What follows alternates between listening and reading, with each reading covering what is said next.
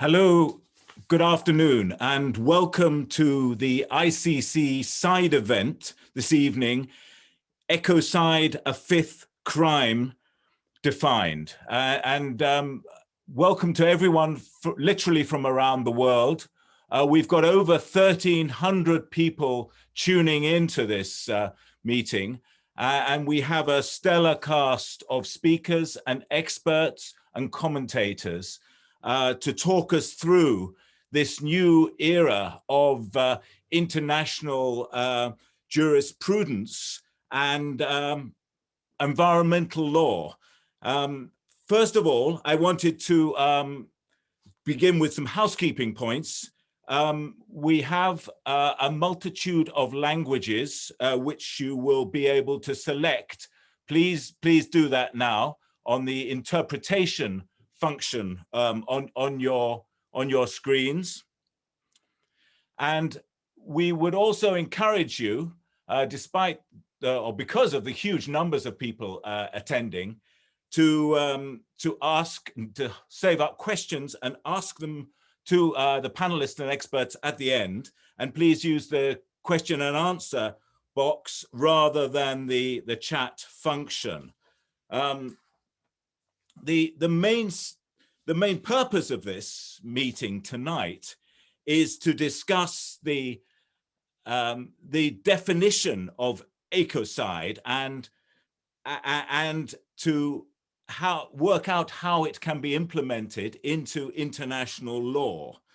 The definition unveiled this year talks about ecocide as unlawful or wanton acts committed in the knowledge that there is a high chance they could cause severe and either widespread or long-term damage to the environment. If adopted, this would put severe environmental ruin on a par with war crimes and open a path to putting chief executives and presidents on the stand.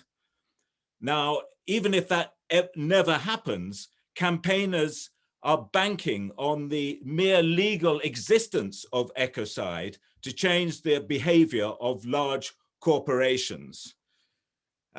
Certainly the crime of ecocide could raise enough legal doubts to reverse the sort of decisions we've seen when courts say that they share environmental concerns about dubious projects, natural resource projects usually, but they understand the company's fiduciary responsibilities. So this changes the arithmetic of these sorts of decisions. Now, an international crime of ecocide could break even greater legal ground by including it in the Rome Statute, which is the purpose of this meeting this evening. And as we know, that governs the work of the International Criminal Court. And it would add a new crime to international law and becoming the fifth international crime. So the one difference being that all those four crimes focus on harm to humans. Ecocide focuses on the damage to the planet as well as the humans. So the need for such protection in the view of the campaigners and many of us who have worked on environmental issues is undeniable. And already it's gathering steam. We have Emmanuel Macron, France's president, has voiced support for enshrining the code in international law. Pope Francis has also said that the international community should recognize ecocide as a fifth category of crimes against peace. So we have a lot to discuss, and we have the experts and the stakeholders in this area of law on tap tonight to discuss it. So without further ado, I'd like to give the first word to the esteemed representative of Vanuatu, Ms. Ellie Van Vliet. Excellencies, colleagues, ladies and gentlemen. Allow me to welcome you at this event, Ecocide, a fifth crime defined, which Vanuatu is proud to co-host. A special welcome to Prince Esmeralda of Belgium and Mindahi Bastida from the Otomi Toltec community. We are delighted to have you here. A heartfelt word of thanks is also due to the Stop Ecocide Foundation, the Institute for Environmental Security, and the Hague Peace Projects, who have helped to make this event possible. Friends, the topic of environmental crimes, and specifically the crime of ecocide, has been on the unofficial agenda of the Assembly of State Parties for several years now. It was in 2019, at the 18th session of the Assembly of States Parties, that our then Ambassador of the European Union, His Excellency John H. Licht, called on state parties to the Rome Statute to join us in a dialogue on the possibility of amending the Rome Statute to accommodate ecocide as the fifth international crime. This possibility, we said, merits serious consideration in light of the severe environmental crisis in which we find ourselves today. The adverse consequences of the climate and extinction crisis are becoming increasingly visible, with severe cyclones, vast wildfires, frequent floods, heat waves, and droughts wreaking havoc around the world. All countries are suffering, but small island development nations and other climate vulnerable states are being affected in their development efforts, and some face existential threats in the near term.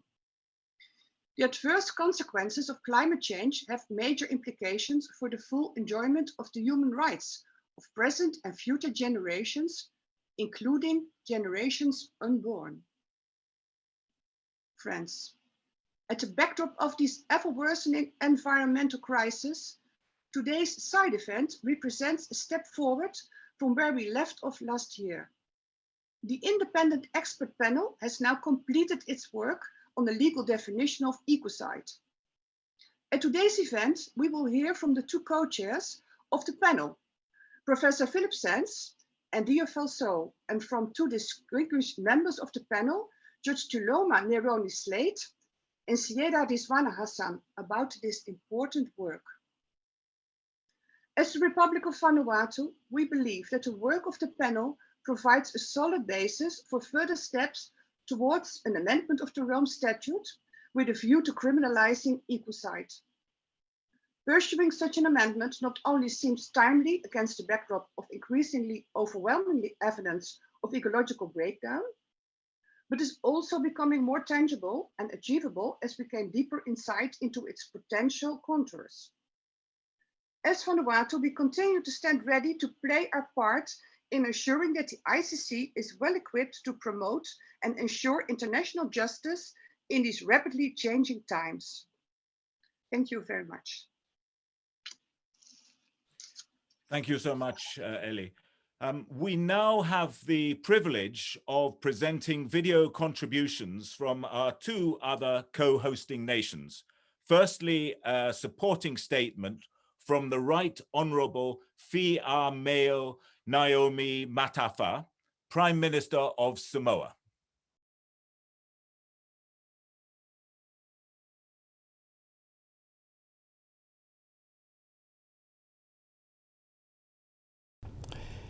Distinguished delegates, ladies and gentlemen, Samoa welcomes the opportunity to be part of this important side event.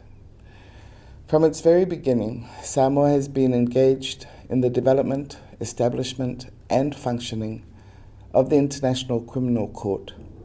So we reassert our commitment and dedication to the principles of the Rome Statute and renew support for the mandate and work of the court. In this spirit, we believe it is timely to discuss how the court's mandate can be brought to bear on one of the world's most pressing problems, that of ecological destruction and climate breakdown.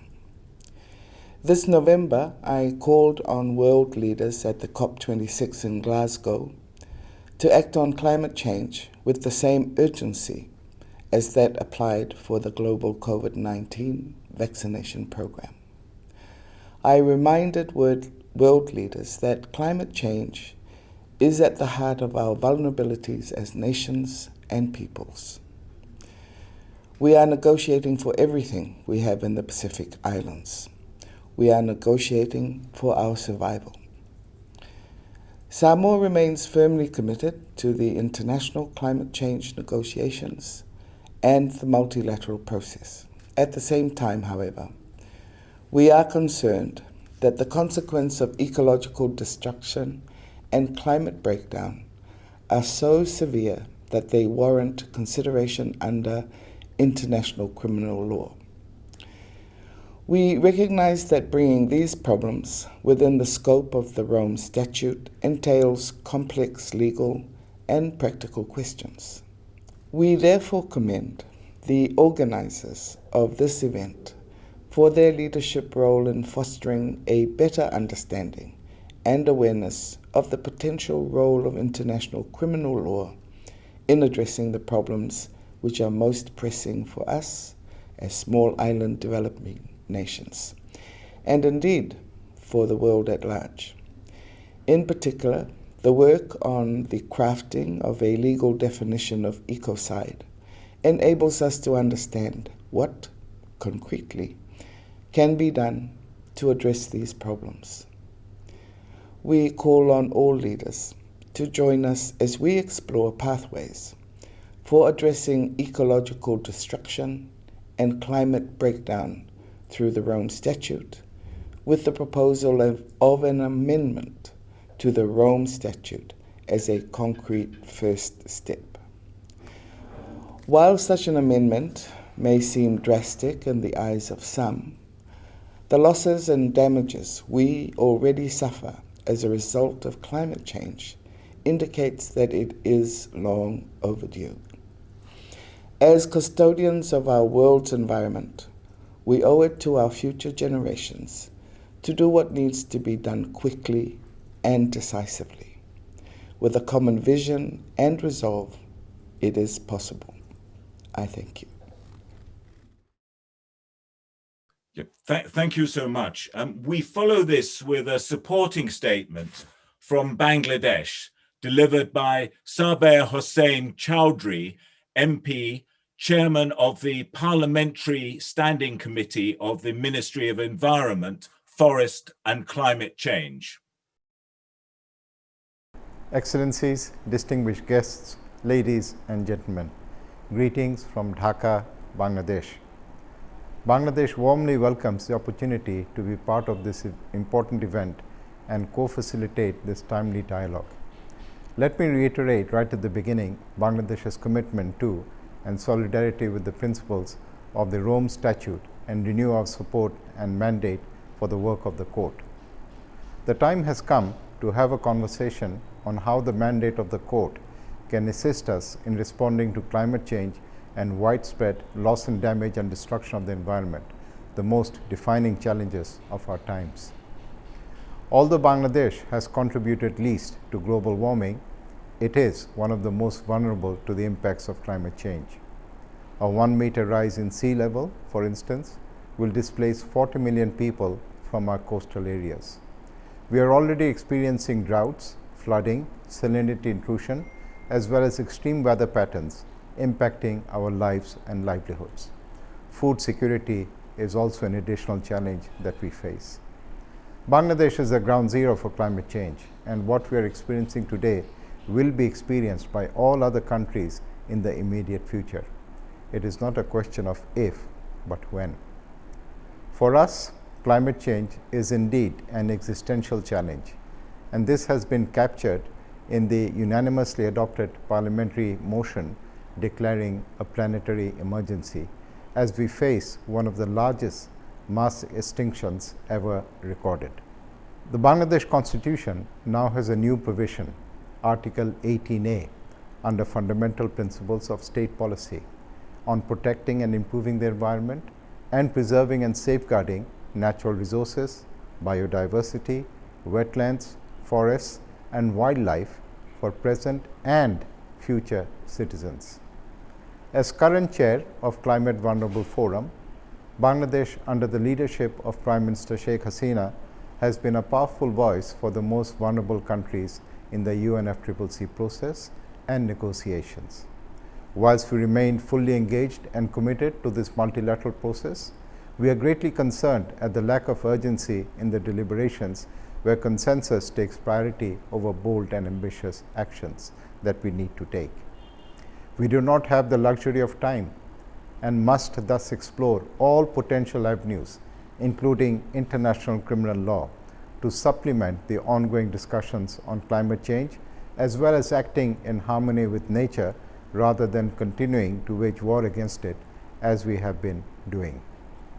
Expanding the scope of the Rome Statute to encompass such issues require careful thought and consideration in terms of legal and practical implications. The Interparliamentary Union, IPU, the Global Organization of National Parliaments, has in its 142nd Assembly in May of this year adopted a resolution calling on all its 179 member parliaments to, and I quote, reinforce criminal law to prevent and punish widespread, long-term and severe damage to the environment, and to examine the possibility of recognizing the crime of ecocide to prevent the threats and conflicts related to climate disasters.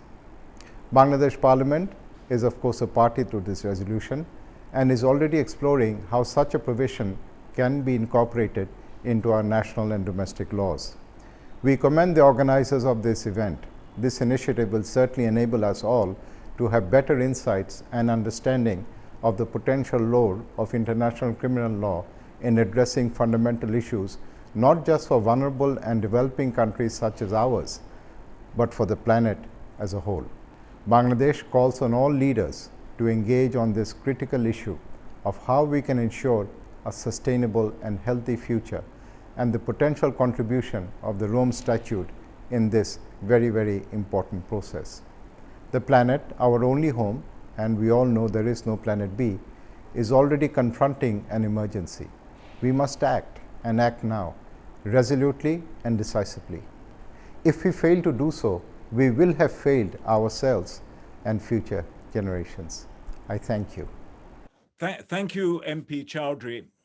There are two other NGOs co-sponsoring this event, and we would like to thank in particular Wouter Wiening, chair of the Institute of Environmental Security, and Chalet Guadamuz, executive director of the Hague Peace Projects, for their support. Now, to give some context for our subject matter, I'd like to give the floor to Jojo Mehta, co-founder and executive director of the Stop Ecocide International and chair of the charitable Stop Ecocide Foundation. Ms. Mehta has overseen the remarkable growth of the global movement to criminalize ecocide while coordinating legal developments, diplomatic communications, and the public narrative. She is the convener of the independent expert panel for the legal definition of ecocide. Ms. Mehta, you have the floor. Thank you so much. And we are much encouraged to see the level of interest in this event today. Distinguished delegates, ladies and gentlemen, the International Criminal Court's remit is to deal with the crimes which most threaten the peace, security, and well-being of the world. Our global community faces twin threats at this time that call for urgent action. They are the interlinked threats of climate change and biodiversity loss, both proceeding at a pace that which puts that peace, security, and well-being in immediate peril. Ladies and gentlemen, these are not naturally occurring threats. They share a key root cause in the mass damage and destruction of ecosystems, now increasingly being named for the crime it should be, the crime of ecocide. Vanuatu was the first ICC member state to officially call at the Assembly of States Parties in 2019 for consideration of amending the Rome Statute to include ecocide. That call was echoed by the Maldives and a year later by Belgium. Broad and significant civil support has meantime rapidly developed for recognizing this crime. From the Global Citizens Assembly to faith leaders Pope Francis and Patriarch Bartholomew, from the Indigenous Alliance of Mother Nature's Guardians to the youth movement Fridays for Future, it is now an explicit demand. A recent statement from the International Corporate Governance Network, an investor-led group of firms managing over 59 trillion in global assets, specifically called on governments to collaborate internationally to criminalize ecocide. Last year, in response to a direct request from Swedish parliamentarians, our foundation convened an independent expert panel of 12 renowned international criminal and environmental lawyers from around the world, with a remit to draft a clear and robust legal definition of ecocide as a fifth international crime. The panel reached consensus in June of this year, and the resulting text has been well received in the political world.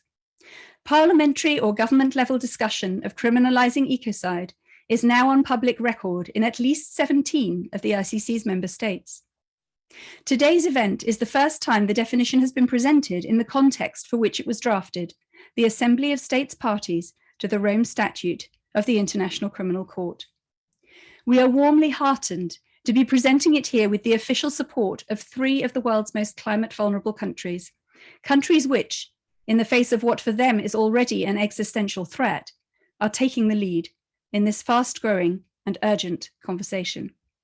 Thank you. Thanks very much, Ms. Mehta. I'd now like to introduce Dior Falso, co-chair of the independent expert panel. Ms. Falso is a Senegalese jurist and legal scholar. She was the first female prosecutor in Senegal and has extensive experience of international criminal law, having advised both the ICC and the International Criminal Tribunal of Rwanda. Ms. Falso will explain how the drafting panel of Ecocide approached its remit in the early months of this year. The floor is yours, Madame So. Je vous remercie, Monsieur le modérateur. Thank you very much, Mr. Moderator. I would like to extend a warm welcome to all the people present here, all those who come from far away. I would like to present here the work by the expert panel. Mrs. Jojo Mehta has given the context here, and it's within this context that the group was set up. It's a group made up of 14 people, and we were structured this way. There were 2 co-presidents, 2 vice presidents, and then the rest of the people were members of the panel, all of them selected by their merits and by their expertise in international law, as well as national law, environmental law, and in different fields regarding climate change. So this expert group came from very different backgrounds, very different disciplines. So it was a multidisciplinary panel. And this was actually the strength of the expert panel when it came to drafting this definition. So we all worked together for 6 months, always based on a vast corpus of documentation, different experts' works. We also benefited from previous definitions as well as external experts' input. So all of this allowed us to launch a public survey so that we could gather the opinion and the input from different state experts. So, well, this survey led to 42 different opinions that we could explore. And the co-presidents and the vice presidents of the panel convened a meeting for the first time in January so that they could meet and they could define their way of working. These discussions allowed to set an agenda. And well, after being validated by all the members of the panel, the agenda was made up of 5 plenary sessions since January. So of course, each plenary session had a very specific program, and the co-presidents and vice presidents would also meet in order to update their work and in order to convene different actions for the future. So there were different members of the panel who were appointed for specific research, and the purpose of this definition during the first meeting was actually to, well, not only to provide, not really to provide substantial modification to the Statute of Rome, but rather to provide an amendment so that this crime of ecocide could be included in the Statute of Rome. So the panel was there to define very clearly and in a precise and concise manner, and always based in a corpus of documents, well, this new crime to be added to the Statute of Rome. So in order to do so, of course, the expert panel would build up on the acquis by the national law, the international law, and all the previous work about the Statute of Rome. So the first meeting took place, and this first meeting would give the context in which all the work would be developed, and all the actions will be also listed before the next meeting. So the panelists reached a consensus regarding all the amendments to be brought to the Statute of Rome so that the crime of ecocide could be included. After those discussions, the amendments were listed, such as the Amendment 2 bis in the preamble, the amendment of Article 5 in order to include a second point regarding the crime of ecocide, and the addition of Article 8. And the panel pursued this work and discussed on the content of the terms. This was really very important, and this actually took quite a lot of time for all of us during the third session.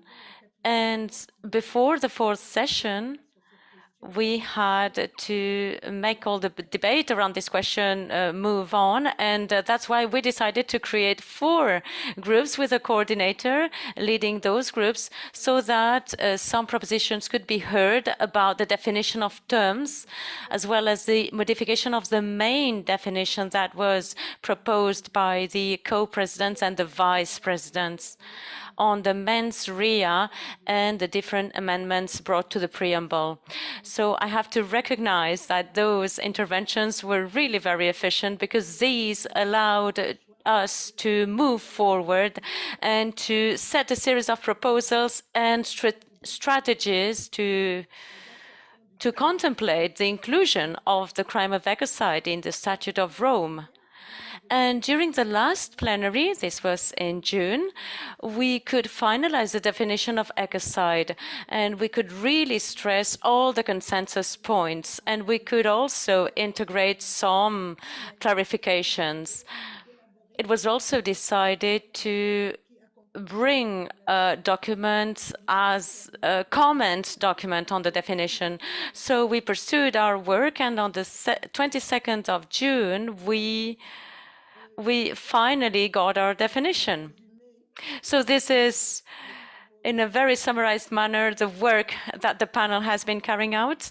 And, well, I would like now to tell you about the relevance of all of this. And the relevance for Africa.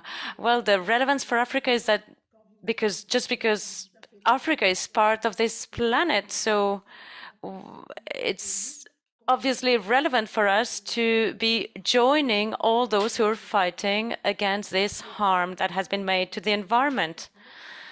The second relevance for Africa, well, I think that as many different states in development, Africa is a continent, a developing continent, and we have to ratify all the conventions about, for instance, well, the Kyoto Protocol or the Carthage Protocol, as well as the different instruments regarding the fight against desertification and drought. So I think that these are very important phenomena. And so this makes all of this relevant. And obviously, a country alone cannot fight against all this environmental harm that climate change is bringing. So it is absolutely essential that all countries are brought together so that we can all fight together and so that we can all act in synergy so that our life conditions in this planet are improved. Well, I don't know if I have much time left, but this is what I had to say regarding our work. Thank you very much. Ms. Zhou. Now, Professor Sanz is going to explain the core text of the definition, which the independent expert panel has arrived at. As I'm sure most of you know, Professor Sanz is a French and British lawyer at Matrix Chambers in London. He's also professor of the public understanding of law at the esteemed University College of London, which has done such great historical work on colonialism and other areas. A specialist in international law, he appears as counsel and advocate before many international courts and tribunals, including the International Court of Justice, the International Tribunal for the Law of the Sea, the European Court of Justice, the European Court of Human Rights, and the International Criminal Court itself. Professor Sanz has particular expertise and enduring interest in the genesis of international crimes, having explored in depth the origins of genocide and crimes against humanity in his award-winning book, East-West Street. Professor Sanz, would you please talk us through these critical points? Thank you. Sure. Thank you, Patrick, for that overly generous introduction. Dior, vraiment ravi de vous entendre, de vous écouter, et quel plaisir qu'on a travaillé ensemble. When I was invited to co-chair with Dior, I had followed developments over the past years. I've taught international environmental law for many years, and I've also taught and practiced in that area, but also in international criminal law. And I was conscious that there was a very big gap in international criminal law, that the four international crimes, aggression, crimes against humanity, genocide, and of course war crimes, which is the oldest of the four, had all existed since 1945. They all focused on the well-being of the human for very good and understandable reasons. But there was a really big gap, and that was the well-being of our environment, which for understandable reasons was not in people's minds in 1945. And that left a significant gap. And so I was very pleased to join the working group. One of the reasons I was so pleased was because it was a very diverse group. It represented a whole range of perspectives, rather like states. There were skeptics in the group. There were absolute, fundamentalists, one could say. And one of the joys of this group was its diversity, planetary, gender, color, ethnicity, politics, call it what you will. There were a number of principles that Dior and I were very committed to as we moved forward.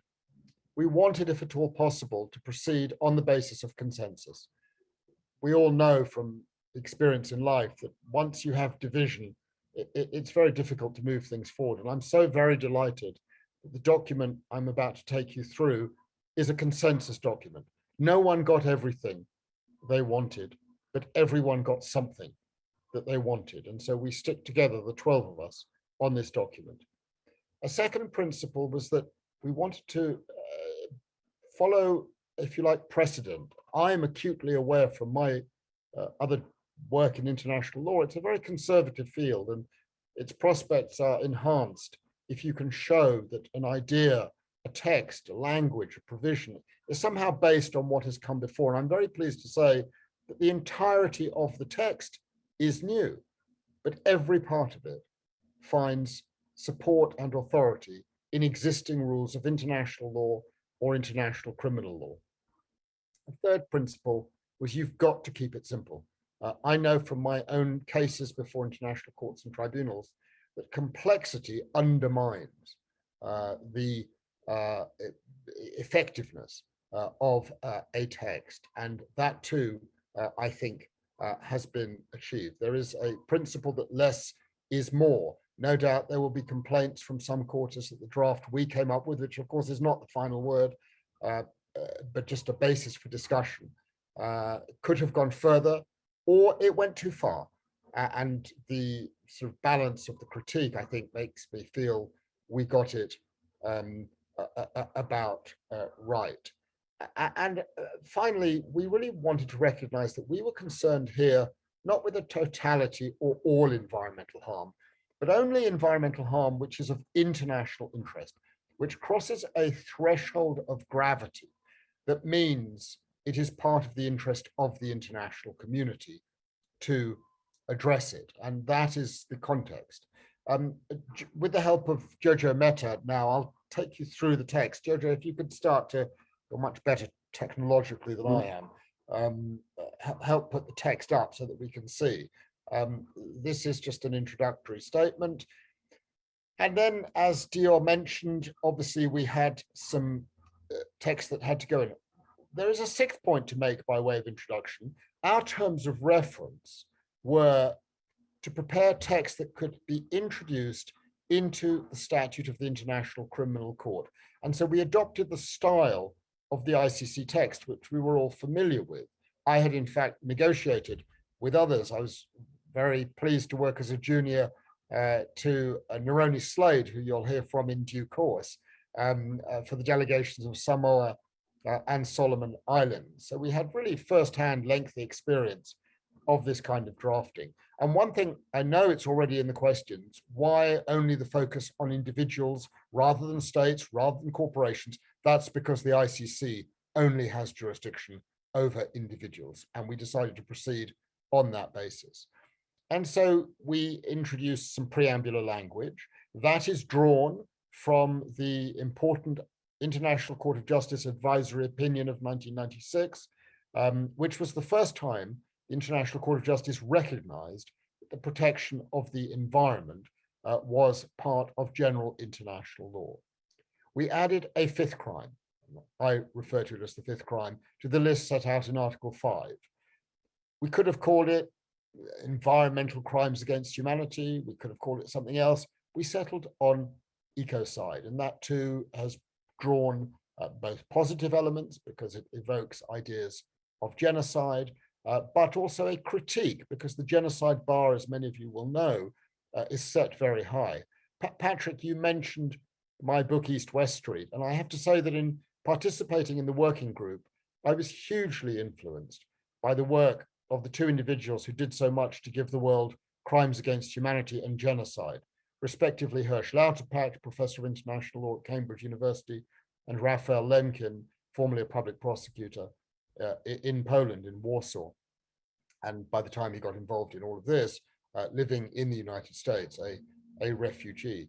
They, in 1945, found themselves in a situation where they were asked, or they came up with ideas to fill gaps. And they were told, East-West Street describes it, that their ideas were ridiculous. They would never get off the ground. There's no support for them. And I hear quite a lot of that about ecocide. And I think many people were wrong in 1945, and they are wrong today. This is the right moment to go a further step and to change consciousness. And that was the spirit within which we worked. And we ended up taking the word ecocide to define our work. And so we came up, and you can see on the screen now, Article 8 ter, which is our simple, clean, modest definition of ecocide. For the purposes of this statute, ecocide means unlawful or wanton acts committed with knowledge that there's a substantial likelihood of severe and either widespread or long-term damage to the environment being caused by those acts. The entirety of the elements of that text is drawn from existing international criminal law and woven together. And it was a great happiness to work together with the group in trying to do that. If we could go to the next slide, Jojo, let's look a little bit at what some of these words mean. Wanton, with reckless disregard for damage. And what that implies is that it's not like genocide, where you have to prove the intention to destroy a group in whole or in part. It's very rare for any individual to want to destroy the environment. It's the unintended consequence, usually, of achieving some other social or economic objective. Reckless disregard is one of the standards that we've woven into the text. In other words, turning a blind eye, not turning your mind to the consequences for the environment of your actions, will be sufficient to get you over the thresholds. I'm going to say a little bit more in a moment about thresholds. Severity obviously had to be defined. Very serious adverse changes, disruption or harm to any element of the environment. But it is not limited to impacts on human beings. For our definition, you do not need to prove harm to human beings. And that is extremely significant. We wanted to take an ecocentric approach, not to make the environment something that is dependent for its protection on the well-being of human beings, but something that has to be protected as an end in itself. And again, speaking for myself, that's drawn from the single best law review article I have ever read, by Christopher Stone, written in 1972, Should Trees Have Standing? I commend it to all of you to just place on a higher level the protection of the environment. Widespread is, in a sense, a geographical element, but we wanted to be clear also that widespread doesn't necessarily mean it must cross national or international boundaries. It could be suffered by an entire ecosystem or species within a single national boundary. Long-term is a temporal element, either irreversible or which cannot be redressed through natural recovery. And just again, a word on our approach. As with crimes against humanity and genocide, these definitions are left ultimately to be decided by the judges of the International Criminal Court in exactly the same way as the existing international crimes. And then a very simple definition of environment, which of course many will take as a starting point. If we have the next slide, please. One of the things we were very concerned to do was to set a number of thresholds that must be crossed for a prosecutor to be in a position to consider that a particular act is or is not a crime against the environment, the crime of ecocide. And the first threshold is knowledge of substantial likelihood. And knowledge excludes the situation, includes rather, the situation where someone fails to turn their mind to substantial likelihood. If they had looked at that, would they have considered that the prospect of harm was substantial? And then if we could come to the second text, severe. It must be severe environmental damage to cross that threshold. Very serious adverse changes. And that will limit the types of situations that arise. Now, one question that a lot of people have put is, why didn't we produce a list of acts? And this engendered a very spirited debate in the group. Some were strongly in favor of a list of acts, others did not want a list of acts. I can only speak for myself. I was very strongly opposed to listing acts. Why? Because once you list particular acts, you exclude other acts, and by implication you say those acts are fine. And secondly, and more as an advocacy point, if you include lists of acts, you have to, for example, include issues related to climate change. And the moment you put climate change explicitly into this text, my view was it is dead because states will not accept it. You've got to leave it to the wisdom of the prosecutor and judges in the future to determine which acts do and do not get covered. Again, next slide, please, Jojo. The severity element has to be accompanied with either widespread damage to the environment or long-term damage to the environment. We did not go with widespread and long-term, which was an alternative in some treaties, but other treaties have it here as an alternative. So it is either widespread or long-term. It doesn't have to be both. And the next slide shows again the definition of the environment, very broadly drawn. There is a second threshold. So it's not just knowledge of substantial damage. The act concerned must be either unlawful or wanton. Unlawful would be unlawful under the national or international element. The difficulty with unlawfulness is that it is not alone sufficient, because firstly, at the international level, very few acts are designated as unlawful in relation to their environmental consequences under international law. And secondly, unlawfulness at national level alone would not be sufficient. Why not? Because all a state then has to do is legalize the acts of destruction, and it would be excluded. So the second threshold is an alternative. It's either unlawful or it is wanton. And on the next slide, you can see that we have defined wanton. And again, we've taken this from the existing rules of international criminal law in relation to harm to civilians and a balancing exercise between military objectives and civilian consequences. Again, this text has obtained some comment, including some critical comment, which I, of course, welcome all comment, including critical comment, as part of the debate of elaborating a clearer set of texts. And then finally, if we could just put on the final slide, it's important to point out that the definition we have come up with is a crime of endangerment, not actual material harm. On the definition we have taken, we've proceeded on the basis that it must be preventive in approach, and that the task is not merely to criminalize harm that has already occurred. Why? As with genocide and crimes against humanity, the hope has to be that a text adopted in the statute of the International Criminal Court will contribute to the changing of consciousness, will make people more aware of the need to protect the environment. It will be one additional instrument in the armory of acts which could possibly be used to prevent harm from occurring rather than punishing it once it has occurred.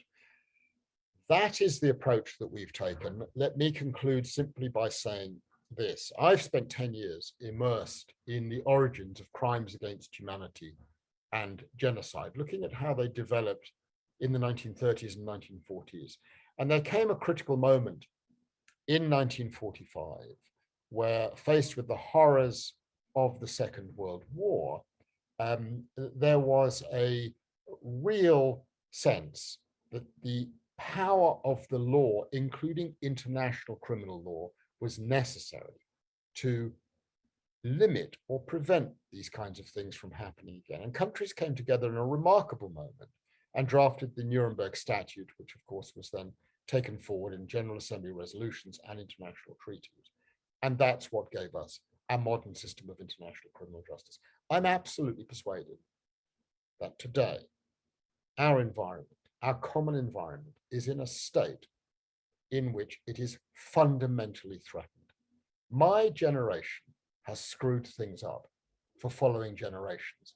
I participated in the negotiation of the Biodiversity Convention in 1989, 1990, and the negotiations of the Framework Convention on Climate Change from 1990 to 1992.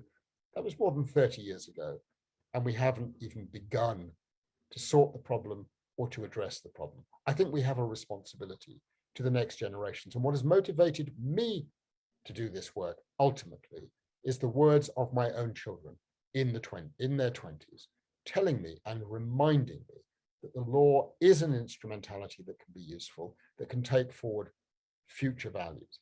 Those who say, no, this is the wrong time, it's too difficult, that is exactly what was said in 1945. It's exactly what Lauterpacht heard. It's exactly what Lemkin heard. And I'm absolutely convinced that this crime of ecocide will be adopted. The only issue is not whether, but when and in what form. And that is for you, the listeners of this webinar, and others, including obviously states concerned, to run with this and take this forward. And can I close just by thanking those countries who are running with this, who are showing foresight and vision and taking forward international law to protect the environment as an end in itself and for future generations. Thank you so much, Jojo, for inviting me to be part of this. Thanks very much, Professor Sands. And by the look of the chat function at the moment, you've got a lot of people right behind you on the urgency of now when it comes to incorporating ecocide into international law. We are lucky to have two more members of the expert drafting panel here today, one from each of our co-hosting countries. So I'd now like to invite Judge Tuiloma Neroni Slade of Samoa to provide us with his reflections. Judge Slade is a former judge of the International Criminal Court and has previously represented Samoa at the UN and has chaired the Association of Small Island States. Twice appointed Secretary General of the Pacific Islands Forum, Judge Slade remains one of the most respected diplomatic voices of the Pacific region. Over to you, Judge Slade. You're most kind, Mr. Smith, and thank you very much. Judge Dior and Professor Philippe Sands and given more than adequately of the details of the work of the international panel. Given the time we have, I confine myself to a few reflections, in particular with respect to the relevance of all this to our region in the Pacific. Mr. Moderator, some 20 years ago, we went to Rome, horrified by the atrocities of countless conflicts, to seek protection for all, and by common bonds of humanity to fashion something better for our world. The International Criminal Court was the result, a creation of global leadership at a critical moment in history, the Rome Statute, a visionary step. Today, the court exists for the prevention of international crimes and for the enforcement of international justice. Grave crimes of concern to the international community as a whole, for they threaten not simply peace, but also the security and the well-being of our world. And there is determination, solemn determination to prevent such crimes and to put an end to impunity for the perpetrators. A moment ago, we have heard from member countries, including my own, of their unwavering faith and commitment to the purpose and to the principles of the Rome Statute, and their country's support of the essential role the court plays as part of the international rules-based order. We have heard too of the serious damage, the danger, and existential threats they face. For small states in particular, given their smallness and vulnerabilities, there is really little other option. Ultimately, it is global order, it is the rule of law which provide the most effective protection. Mr. Moderator, the creation of the Rome Statute, as the esteemed Kofi Annan had described it, was when good people spoke up on behalf of the innocent victims of horrendous crime and in the name of international law.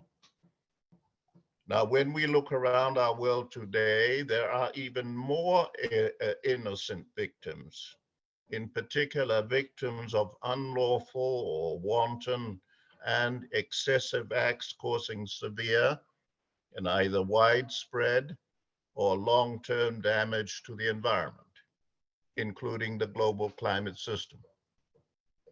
In our own estimation, there is substantive and rightfully international demand for ecocidal and gross environmental acts to be carefully examined in terms and the structure and the principles of the Rome Statute.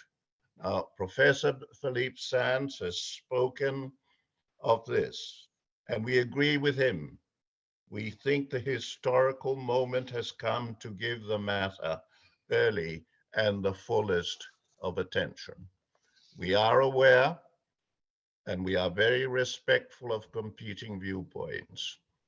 On the other hand, the scientific evidence and the authoritative assessments are out there in abundance, in great abundance, and have been so for a long time, and already overwhelming in their urgency and the need for serious global responses.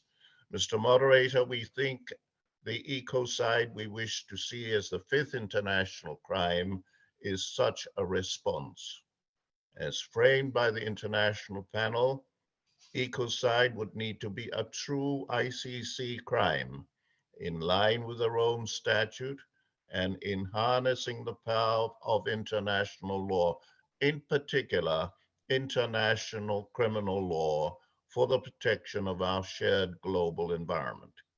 There is need also to allow for the fact, and this has been spoken about already, the fact that none of the existing international law provisions protect the global environment as an end for itself.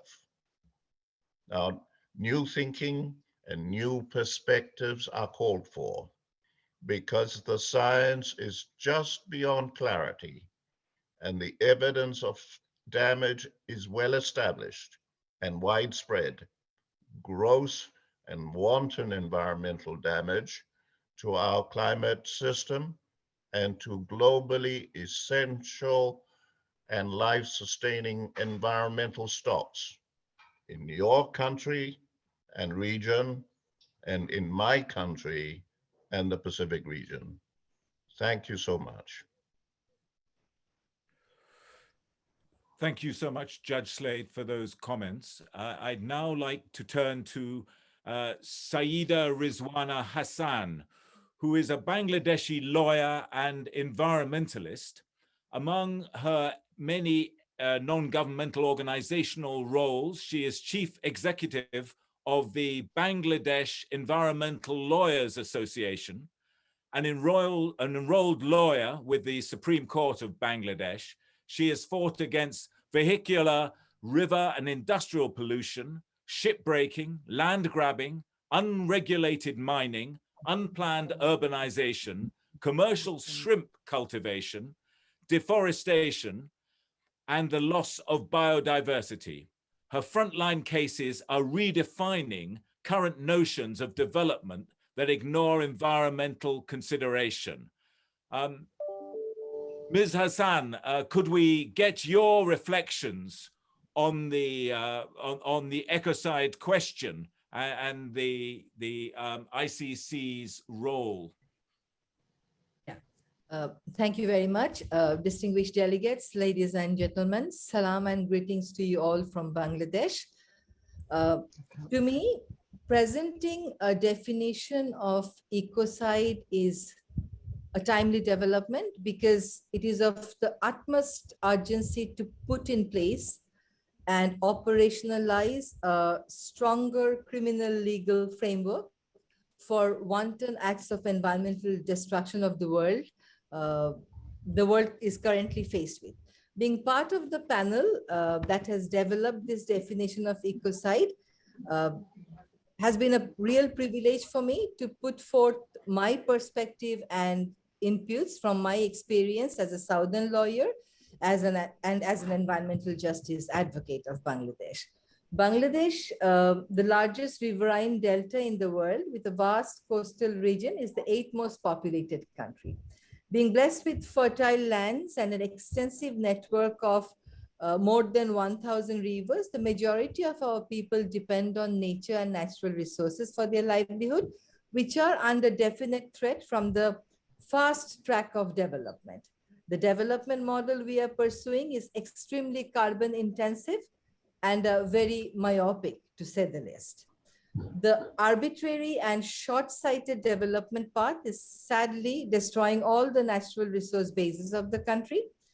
We inhale the worst air in the world. Our rivers are severely contaminated, and many of them are even biologically dead. Our capital is one of the most unlivable cities in the world. Our deforestation rate is double the global deforestation rate, and 90% of our farmland is contaminated with chemicals and heavy metals. In addition to the environmental anarchies that are created at the national level, we are also victims of crises that originate beyond the national boundaries. Taking advantage of our very weak regulatory framework, and in an extremely hypocritical and illegal move, the global north has chosen the beaches of Bangladesh and other South Asian countries to dump their hazardous vessels in the name of recycling. Dirty energy schemes like coal plants are being shifted to countries like ours, while massive infrastructural development projects marred with corruption are destroying forests, destroying hills, rivers, and biodiversity. Most mega development schemes are being implemented with national and international players in gross violation of national and international law. It is no surprise that Bangladesh ranks 162 out of 180 countries in the Index of Environmental Performance and 124 out of 139 countries in the Index of Rule of Law. My country is one of the most vulnerable countries due to climate change. If enough is not done to mitigate climate change, we fear losing 21 of our coastal districts, which is 1/3 of our very small landmass. For Bangladesh, climate change is a serious justice issue, as we had no role in creating the problem, yet we'll be forced to draw a new map for the country due to the adverse effects.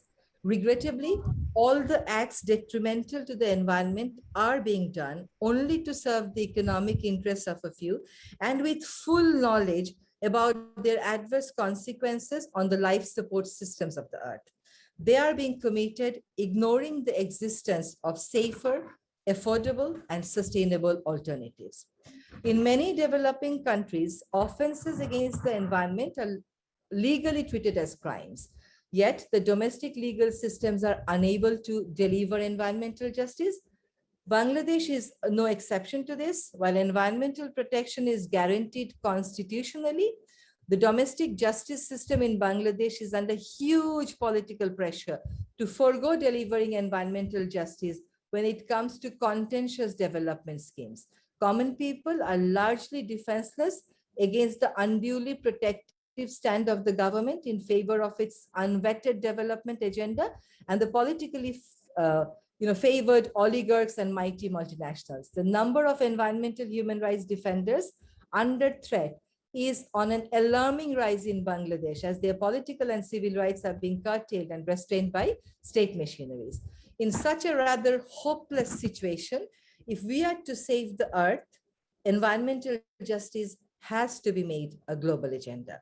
Climate change, which is an existential crisis for 52 small island states, shows that crimes against the environment are indeed crimes against humanity and civilization. To call us civilized, we must not fail in delivering justice. It is therefore my earnest hope that there will be enough political support so that the mandate of the ICC is broadened and the ICC is with the tools to end the culture of impunity enjoyed by the multinational offenders, the environmental offenders, and the perpetrators of what we can now defined as ecocide. Thank you all. Thank you so much. Honored to get your perspectives. We now have the opportunity to hear from some very different perspectives from the northern hemisphere. Well, actually, from the Middle East initially. We have a video contribution from His Royal Highness El Hassan bin Talal of the Hashemite Kingdom of Jordan. His Royal Highness, a long-time humanitarian and peace and interfaith advocate, co-chaired the Independent Commission on International Humanitarian Issues, which produced a report entitled Winning the Human Race, calling for the formation of an international humanitarian order. He is a former president of the Club of Rome, a former chairman of the UN Secretary General's Advisory Board on Water and Sanitation, and founder and chairperson of several organizations in Jordan dedicated to, inter alia, the pursuit of peace through dialogue, science and policy, including the Arab Thought Forum, the West Asia North Africa Institute, the Royal Scientific Society, and the Royal Institute for Interfaith Studies. We look forward to hearing his thoughts on this short video. I thank you all for having put this extraordinary conversation together. The speakers who came before me, the Prime Minister of Samoa, the thinkers and experts have definitely recognized the most important aspect of ecocide, and that is best described, I think, by the Pope only a few days ago on a Greek island when he said very clearly, we're suffering the shipwreck of civilization. Warming at twice the global average, West Asia and North Africa, a region which is a home to 500 million people, will turn, according to the Max Planck Institute, into an uninhabitable region by mid-century. So that is to say that the Sea of Death is a reality. And I say it with some pain because in 1994 at the Casablanca Summit Conference for Investment in Middle East and North Africa, we proposed, and my proposal was supported at the time by Shimon Peres, that the sum of $34 billion be allocated for encouraging the will to stay of people in 24 countries, from Morocco to Turkey inclusively. We went to see Commissioner Manolo Marin in the EU, and he basically responded as saying, first come, first serve. Peace, unfortunately, when ill-considered as a consequence of war and with the momentum of war, means arbitrary decisions, because no one has actually thought about creating a law of peace. No one has thought about the international humanitarian law developing in the areas that we refer to as deliberate or elemental. And in terms of national crises, they are not national when they affect the rest of humankind. And in that sense, I want to say that the Syrian and Central American migration crises, each of which was the product of an extreme and prolonged drought, incapacitated the so-called international community. In the words of my friend Professor Lindner, the species Homo sapiens lives at a historical turning point, and that is so important that we take a long view on our history, and this only alone can help. We produced in 1987 a call for an international humanitarian order. And I recall the United Nations cannibalizing our suggestions. They turned UNDRO into OCHA. But apart from that, cherry-picking a thought here and a thought there, we did not, as humankind, live up to the expectation of our cogitosphere. We spoke of ecocide and sociocide, but we did not think at that time. The Meadows report thought limiting the carrying capacity of our planet. The second Meadows report thought along those lines.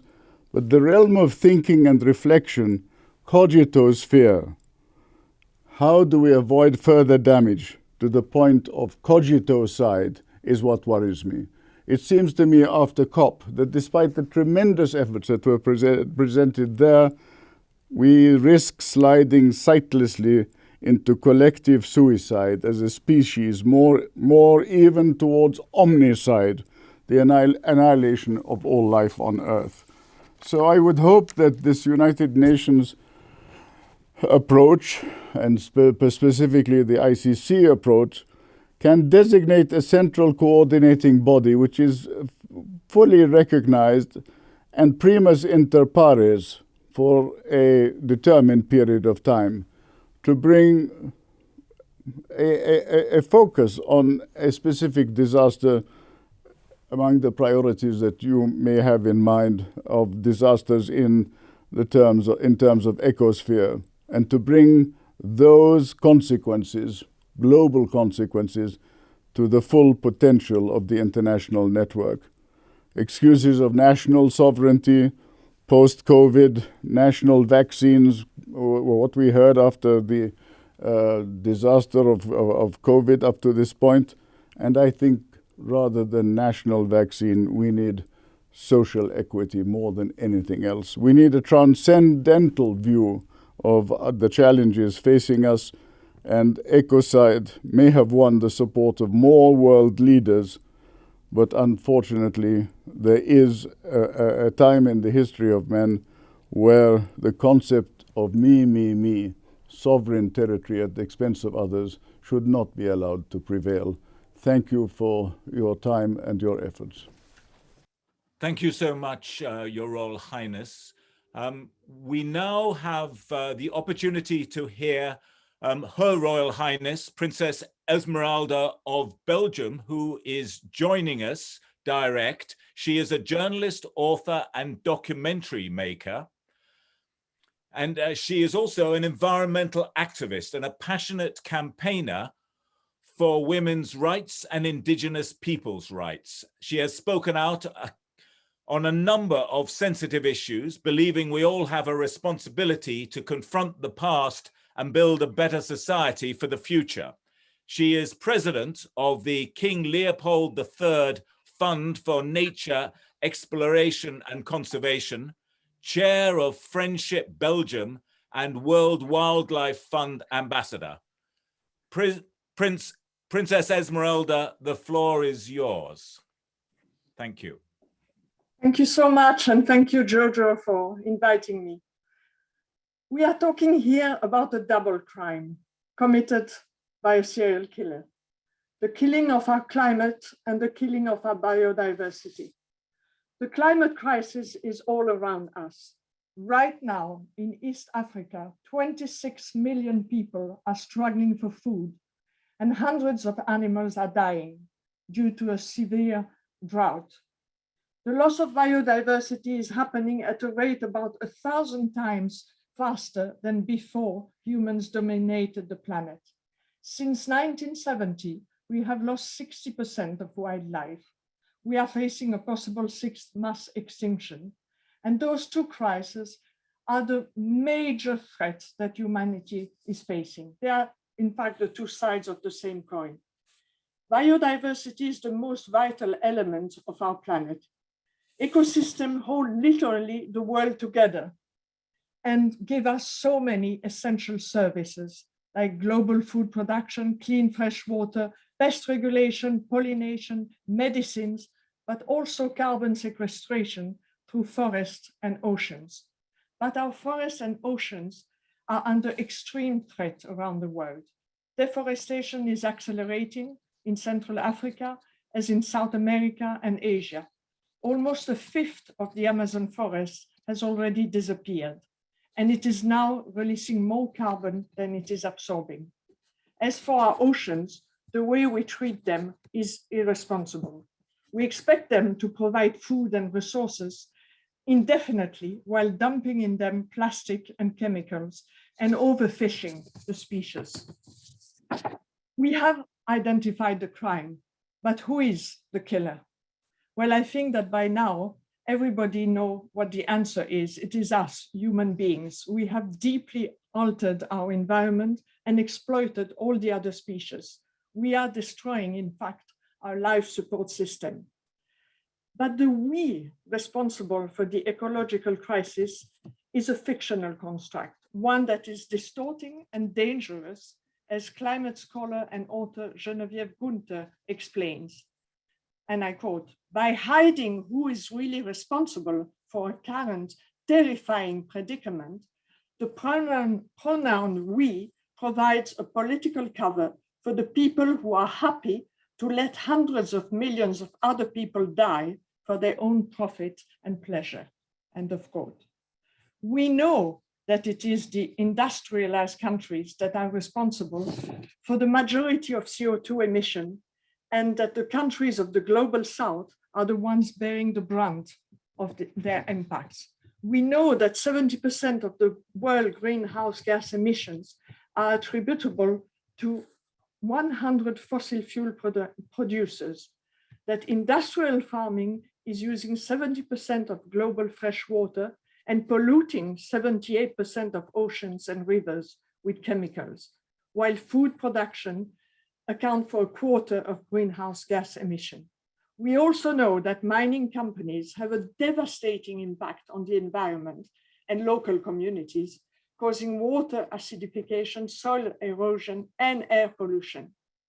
So we have to make the culprits accountable and make liable to arrest the corporation and individuals financing, enabling, and causing ecosystem destruction and the suffering of the people who live on them. We also have to recognize the historical responsibility of the European colonial powers, which have built their wealth and development by extracting resources from the global south, exploiting population, destroying cultures and religion in the name of white supremacy, causing the deaths of millions in the process, as well as environmental devastation. Yes, centuries of European colonial pillage, economic dominance, and exploitation have produced consequences which are still with us today. As a result of this exploitation, the descendants of indigenous peoples and slaves were marginalized, treated as second-class citizens. I want to quote Malcolm Ferdinand, a researcher at the CNIH in France, who stated, on one side, there is a dominant population, that of the West. On the other, there are dominated populations considered too numerous and exploitable. This separation remains in place today through the global economy of extraction, intensive monoculture, and ecocide. People and nature in the global south are still exploited for consumers far away, end of quote. So this is a new form of colonialism, which, like a virus, has mutated. Corporations are still extracted from the global south for the purpose of countries far away, and they are causing ecocide and genocide. Because indigenous people are on the front line to defend their lands and our biodiversity, and consequently suffer violence and aggression. In 2020, 227 environmental defenders were murdered in the world, more than 4 each week, the majority being indigenous and from Latin America. They are the guardians of the earth and our biodiversity. And we have so much to learn from them because they have lived for millennia in harmony with nature. So I think we have lost their philosophy, and it's time we just relearn just to walk on Mother Earth with respect, as they say. Thank you very much. Thank you very much, Your Royal Highness. And with your final comments in mind, we're able to bring our final speaker on to introduce an important perspective that has not been acknowledged nearly frequently enough in the context of international fora, including the International Criminal Court. But this This context will have profound importance for the ecological crisis we face as humanity. Mindahai Crescencio Bastida Munoz is an elder and spokesperson of the indigenous Mexican Otomi Toltec Nation. He is director of the Original Nations program at the Fountain and a member of the Mother Earth delegation. He is an executive member of the Alliance of Mother Nature's Guardians and a spokesperson of the recently created Grand Council of the Eagle and the Condor. He is also the general coordinator of the Otomi Regional Council of the High Lerma River Basin, Mexico, that promotes the rights of nature and Mother Earth, as well as the rights to self-determination of original nations. Indigenous or original nations communities around the world make up only 5% of the global population, yet 80% of the world's biodiversity is directly protected by these communities. As part of the public consultation carried out by the Stop Ecocide Foundation to help inform the work of the expert drafting panel, Indigenous spokespeople from several regions of the world were consulted. Mindahai Bastida, you were among them, and we look forward to your reflections on the definition and the work ahead to get this incorporated into international law. Muchas gracias, señor moderador. Thank you very much. And with your permission, delegates, excellencies, ladies and gentlemen, the ecocide law goes in accordance with the reciprocity law. The nations in the world, also known as indigenous people, we have this knowledge to the world, this knowledge to know how to live with the earth, to live in harmony with the earth, to live in constant responsibility with the earth gives to us.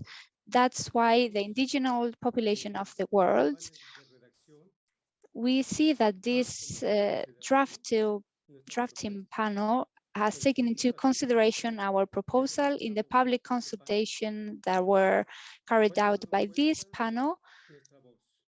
Our voice was heard, the voice of the indigenous population of the world, and a key aspect of this consultation was that the natural protection also requires the protection of the cultural and spiritual practices of the populations.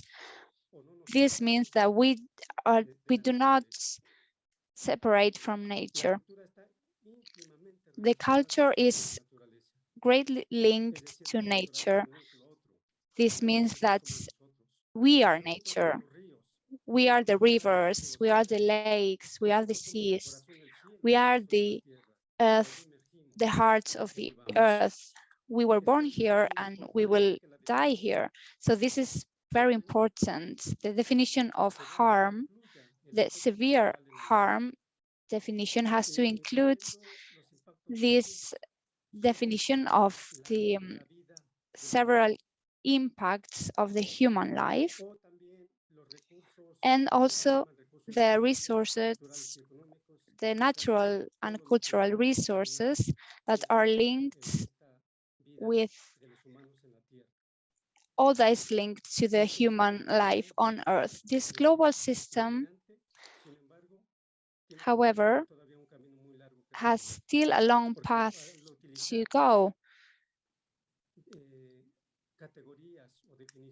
since for us to use names such as cultural resources, human resources, we still have to reflect and to think about the links between the humanity and nature. This is a step forward. This is a good step forward. We also believe that when we say ecocides and we give them the same importance as the genocide, we recognize that this is very important for the humankind to protect Mother Nature, and this is a very good step forward. This is fundamental, since, as you know, as it was already mentioned today, the indigenous populations have 80% of the biodiversity in the world, but this is not a coincidence. This is a way of living in the earth, a way of being connected to the sacred values. That's why the water is not a resource for us. The water is a sacred element of life. The earth is a sacred element of life. The air, the fire, this is what makes us human beings. Therefore, ladies and gentlemen, as the Jordan Prince said, we have to go from me to us, no more just me, no more corporations that are killing life. Corporations should not transform, they should disappear. The state should respect life, because in this case, it's not only us, the indigenous populations, who have to make the work. We have to do it together. The time is now. Thank you very much. Thank you so much for that contribution.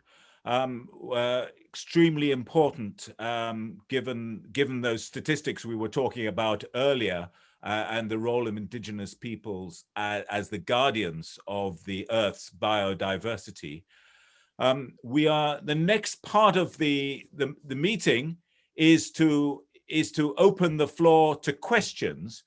But before we do so, we have a last-minute intervention from another speaker, and his name is Roland de Stapa, the Belgian ambassador to The Hague, who I believe is on the panel now, and we'd be very keen to hear what you have to say, sir. In the very last minute, indeed, because I was just sent the link. Thank you. So much. Modérateur, je vais dire quelques mots très rapides en français. Thank you, Mr. Moderator. I'm going Avant to de say faire a une rapide few words, intervention and I'm going to speak in en anglais French de la part de la Belgique. before I Tout speak d'abord, je in suis English vraiment très later heureux on de pouvoir behalf of participer Belgium. et I'm assister à cet delighted événement to be important, part of this important passionnant, event. c'est-à-dire, et And je it's voudrais aussi préciser, so exceptionnellement bien interesting, and it's organisé. very Donc, je vous well remercie et je vous organized, félicite. and I thank you and J'ajoute I que c'est évidemment congratulate pour you. moi un For privilège tout me, particulier it's de a pouvoir privilege, brièvement intervenir particular dans cette privilege réunion à to laquelle intervene participe and to également speak Son Altesse in Royale this la Princesse meeting, Esmeralda where d'Autriche. Royal Highness the Princess Esmeralda is speaking as well and is taking place. And I will now just say a few words in English with your permission on behalf of Belgium. As many of you will know, last year during the general debate at the 19th session of the Assembly of States Parties, the Belgian Deputy Prime Minister and Minister of Foreign Affairs, Mrs. Sophie Wilmès, drew the attention of states parties to the tragedy of the commission of serious crimes against the environment. These crimes, called ecocide crimes, affect the international community as a whole, as has been described and demonstrated so eloquently by the panelists today. And this is the reason why Belgium declared itself ready to debate the possibility of introducing these crimes into the Rome Statute system in the framework of the work of the forthcoming sessions of the ASP. This year, Belgium once again confirmed the importance of this topic during the general debate. At the internal level, Belgium is continuing internal discussions with a view to a possible criminalization of the crime of ecocide in its penal code. A group of experts designated by the government has just issued a report with its opinion on this subject. This work will be complemented by efforts at the international level to raise awareness among the international community on the need to fight the consequences of ecocide on our environment. Finally, the federal parliament itself has adopted a resolution as recently as this 2nd of December, calling for the criminalization of ecocide, both at national and international level. I thank you for your attention. Thank you so much, Ambassador. That sounds like tremendous news. And thanks very much for coming in at the last minute and making us aware of that.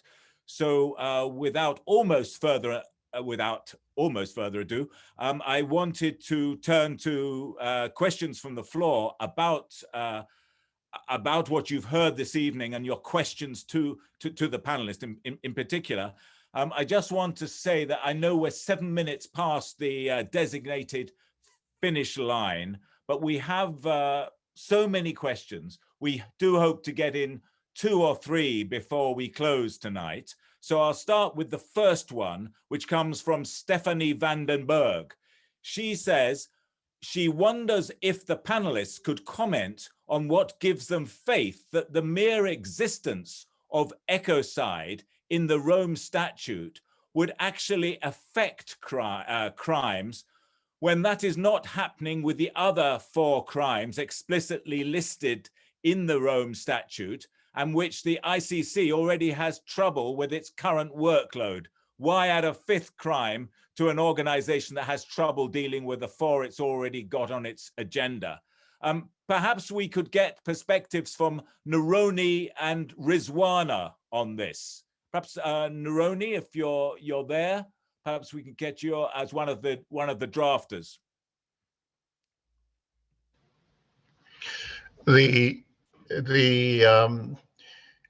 Yes, I understand the question, but I think one needs to understand that the Rome Statute is really about preventing. It offers a system, I believe, a credible system of prevention and deterrence. It recognizes that even with the 4 existing crimes, the experience of humanity thus far, it's been particularly difficult to enforce in practical measure these horrendous crimes that we already have: war crimes, aggression, and these are very difficult things. But I do believe firmly myself that the existence of these crimes in the Rome Statute it do provide effective systems of prevention and deterrence from much more happening in our world. I think the point has been made by Philippe Sands that one of the essential features of the ecocide crime as proposed, it is a crime of endangerment. So it is in that sense, and I think we need to understand it. Thank you, Mr. Moderator. Thanks, Judge Neroni. Rizwana, would you like to comment on that question, please? I think I have the same answer. Clear enough. Thanks. Now we have another question from Melissa Troutman. And that is, can the International Criminal Court rule against non-member nations? I guess with specific reference to the proposed crime of ecocide. Professor Sands, could you address that issue, please? Well, it's an interesting question. Every case, of course, turns on its particular facts. There's been a recent case in which 3 judges of the International Criminal Court have ruled that the court can exercise jurisdiction over the crimes against humanity committed against the Rohingya community, which are felt on the territory of Bangladesh. In other words, Myanmar is not a state party, Bangladesh is, and it appears that the judges have determined that under particular circumstances, where a crime falling within the jurisdiction of the court has a transboundary effect, then the actions of a third state not party to the statute can come within the jurisdiction of the court. And that obviously has important implications in the field of the environment, where so many of the consequences are, of course, transboundary. And that is an issue, of course, that will require further reflection. Thanks so much, Professor Sands. I think with that in mind, we have reached the end of the session tonight. And so it remains for me to thank you all for attending and, judging by the chat, for participating so fully in the debates around this, both on the substance of the ecocide issue and also on the tactics and strategy that are going to be required to turn it into reality in terms of the fifth crime at the International Criminal Court. And if there was any need to stress the relevance of what we've been talking about today, while we've been discussing this, I've got a series of WhatsApp messages from some friends in the Niger Delta, the oil producing area of Nigeria, who are complaining about an oil leak that has been pumping oil into their community for the last month non-stop. So far, 2 million barrels of oil have been pumped into this area of the Niger Delta in Nigeria. And should remind people that unlike the Deepwater Horizon accident, which managed to, the US government managed to claw back $70 billion in compensation from BP for all the damage in the Niger Delta, the ecological damage in the Niger Delta. Just $1 billion has been promised in compensation. And out of that, after 60 years of oil production in the Niger Delta, some 300 million has been paid. And even that has not been accountably managed. So these questions are more pertinent than ever.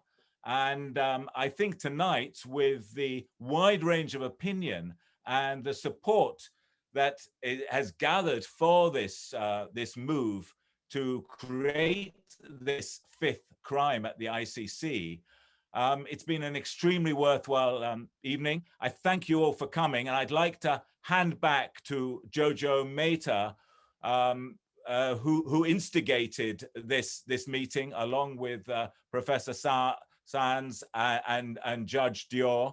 And thank you all for attending, and we look forward to the next steps in this campaign to get this law onto the International Statute books. Thank you so much, Patrick. And I would just like to thank everybody for their attendance. Thank you for bearing with us, going over time. Thank you to all the contributors this evening. And we've been so honored to have the co-hosting, co-sponsorship of 3 of the world's most climate vulnerable states. And please, everybody in this audience and on this panel, watch this space. This is going to be a very interesting development. It's already moving a lot faster than we could have hoped. And it's not just time for this to happen, it's overdue for this to move forward. So thank you all for your attention, and good night.